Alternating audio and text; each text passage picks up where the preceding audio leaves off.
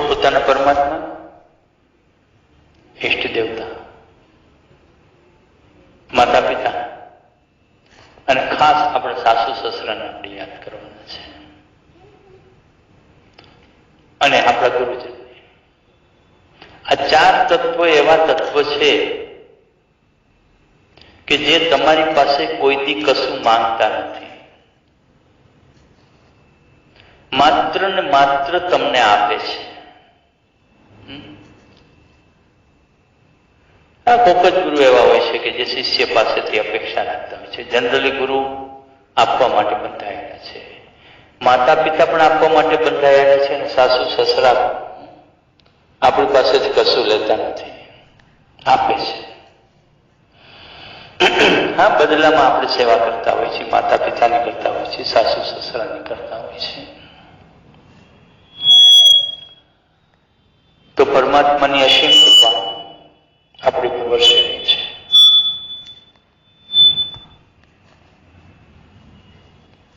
આ અસીમ કૃપાનો આજે આપણે લાભ લેવાનો છે. જીવનમાં ખુદને ખુદનું ધ્યાન કરવાનો મોકો બહુ ભાગ્યથી મળતો હોય છે.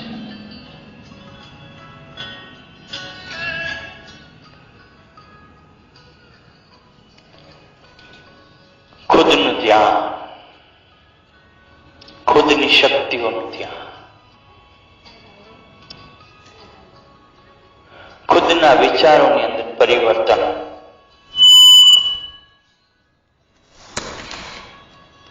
આપણા જે વિચારો છે ને એનું પરિવર્તન પણ જરૂરી છે.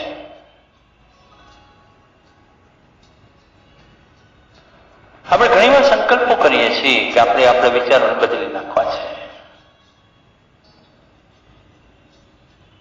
પણ એ સંભવ નથી બનતું.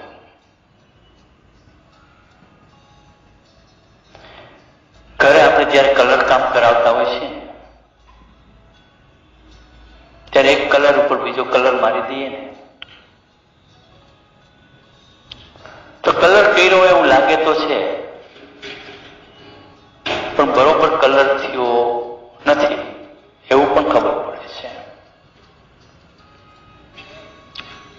તો શું કરવું પડે કે પહેલા તે કાચ પેપર મારી દેવું પડે,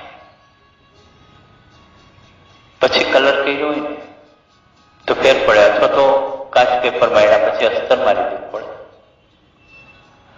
અસ્તર માર્યા પછી કલર કરો તો કલરનું એક શાઇનિંગ અલગ પ્રકારનું આવતું હોય છે. એવી રીતે ધ્યાન પણ એવું છે.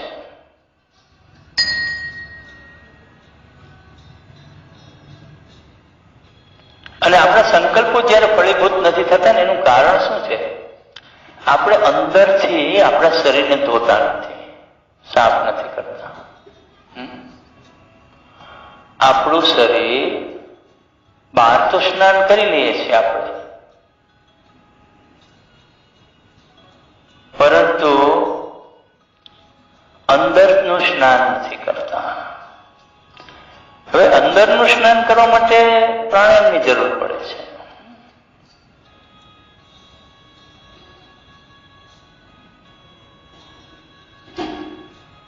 તો અંતર સ્નાન કર્યા પછી ધ્યાન કરો ને તો ધ્યાનની દિવ્ય શક્તિઓનો અનુભવ થાય.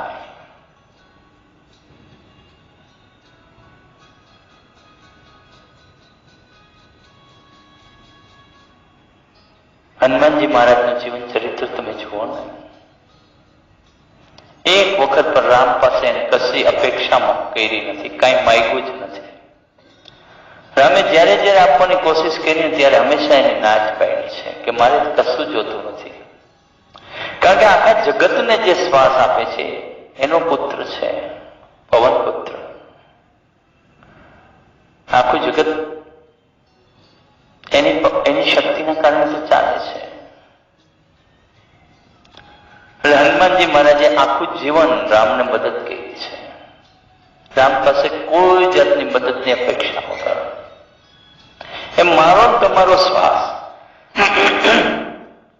ઓટોમેટિક અવિરત ચાલે છે. ક્યારેય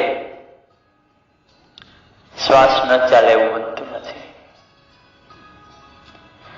હા, મૃત્યુ આવે ત્યારે શ્વાસ બંધ થઈ જાય છે આ શરીરમાં, પણ આપણા જીવાત્માની સાથે તો શ્વાસ ચાલે જ છે. કારણ કે એકબીજાના પૂરક છે. જીવાત્મા અને શ્વાસ એકબીજા વગર રહી શકતા નથી. એ બેમાંથી એકેનું અલગ અસ્તિત્વ નથી, બેનું સાથે અસ્તિત્વ છે. કારણ કે જીવાત્માની ગતિ આપણો શ્વાસ આપે છે અને પરમાત્મા સુધીની યાત્રા છે ને એ પણ આપણો શ્વાસ જ આપણને કરાવે છે.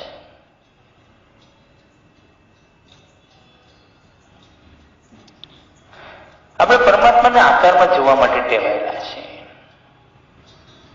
ખરેખર પરમાત્મા નિરંજન નિરાકાર છે, પરંતુ આપણને સગુણ છબી જોવી ગમે છે, નિર્ગુણ છબી જોવી નથી ગમતી. કારણ કે નિર્ગુણમાં તો એવું છે કે નક્કી ન કરી શકે કે એનો કેવો આકાર છે. પણ પરમાત્માનો આકાર એવો છે કે ઘટે ઘટનો વાસી છે. દરેક શરીરની અંદર પરમાત્માનો અંશ સમાયેલો છે. મારા તમારા શરીરની અંદર એ અંશ સમાયેલો છે. પણ આની સાચી પરખ આપણે પ્રાણાયામ કરીને ત્યારે થાય છે.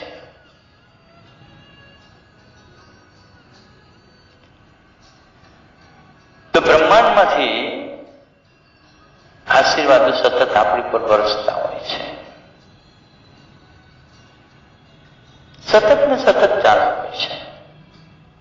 કોસ્મિક એનર્જી, ડિવાઇન પાવર ની અમૃત વર્ષા સતત ચાલુ હોય છે. પરંતુ એ આપણી અંદર આવતું નથી, કારણ આપણી મેગ્નેટિક શક્તિને રિચાર્જ નથી કરી. જેમ સંકલ્પો સિદ્ધ નથી થતા, કારણ કે અંદરથી ધોવાયેલ નથી. આપણે પ્રાણાયામ કરીને તમે સંકલ્પ કરો ને 100% સિદ્ધિ મળે. કોઈને વહેલી, કોઈને મોડી, પણ સિદ્ધિ મળે. સફળ થાવ તમે તમારા જીવનની અંદર 100% સફળ થાવ.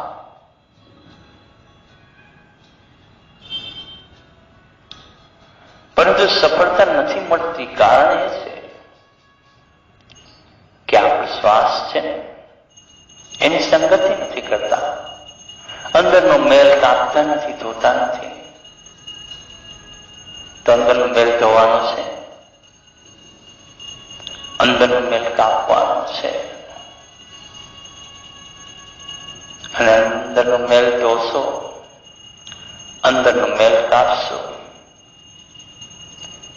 તો જીવનની અંદર હંમેશા સફળતા મળશે, હંમેશા આનંદ મળશે, હંમેશા શાંતિ મળશે, હંમેશા સુખ મળશે.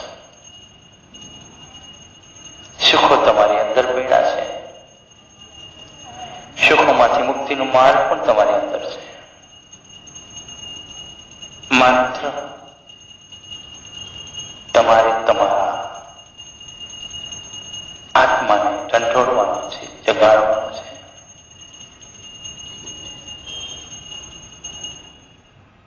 તમે તમારા આત્માને કંટ્રોલશો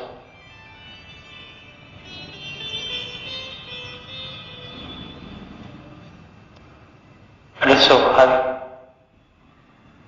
તમારું અંતર્મન ઊંડાણમાંથી જાગૃત થઈ જશે.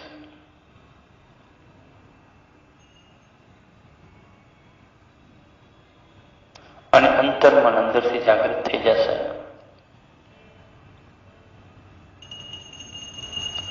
એટલે તમે તમારી દિવ્ય શક્તિઓનો અનુભવ કરી શકશો.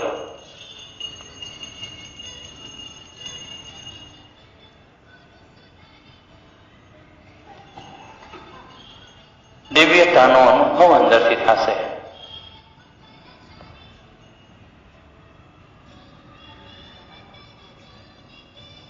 જીવનને સફળ બનાવવાના રસ્તાઓ આપણી અંદરથી ઉગવા લાગશે.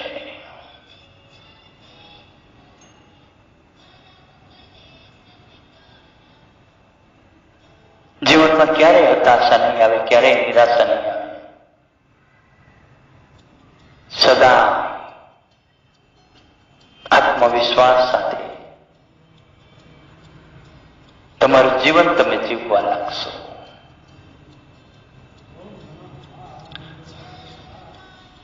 સદાય તમે આનંદિત રહેશો,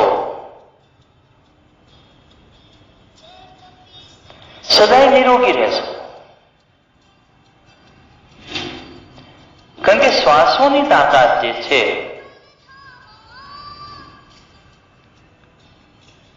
એ શ્વાસોની તાકાત આગળ બધું અધૂરું છે.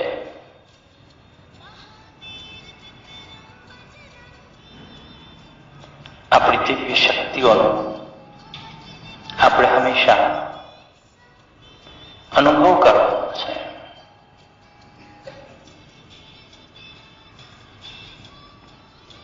અને આ સુખદ અનુભવ આજે આપણને થઈ રહ્યો છે.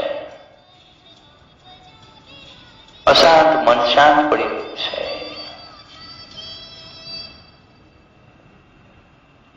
દિવ્ય તેજોમય વાતાવરણ આપણી અંદર પ્રકાશિત થઈ રહ્યું છે. ગ્રહ નક્ષત્ર તારા મંડળ આપણી અનુકૂળ ચાલી રહ્યું છે. કારણ કે એ પણ આકાશની અંદર એને રહેવું હોય તો પ્રાણવાયુની જરૂર પડે છે. ગ્રહ નક્ષત્ર તારા મંડળ પણ ઓક્સિજનથી ત્યાં ચોંટ્યા છે. અને એ જ પ્રાણવાયુ આપણે લઈએ છીએ. એટલે તો આપણા કર્મો ઉપર આપણી ગ્રહ દશાઓની અસરો થતી હોય છે. પણ શ્વાસના શરણે વયા જાઓ એટલે કર્મ